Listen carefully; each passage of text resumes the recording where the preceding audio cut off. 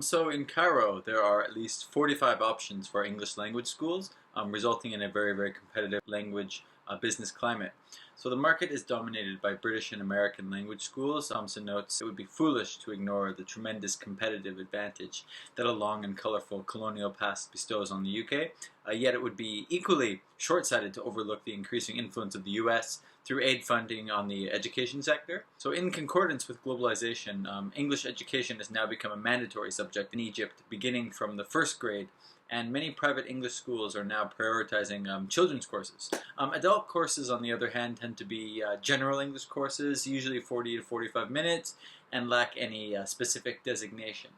There is little synchrony between private English schools and universities as they operate independent of each other. In terms of economical issues that may pose serious problems for new English language business, Thompson recommends short-term contracts and incremental investing, as he states it is important to keep a sense of perspective and to strike a balance between the short-term uncertainties and economic instability and the longer-term prospects for growth in a market of more than 70 million people.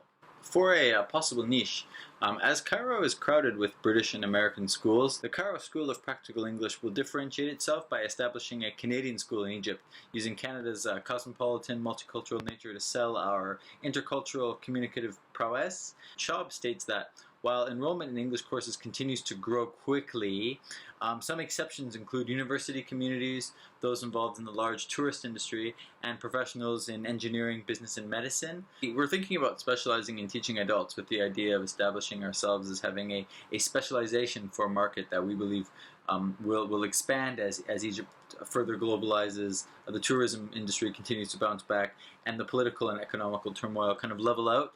Now, we've decided to focus on the university communities, particularly regarding students studying for work in the tourism industry.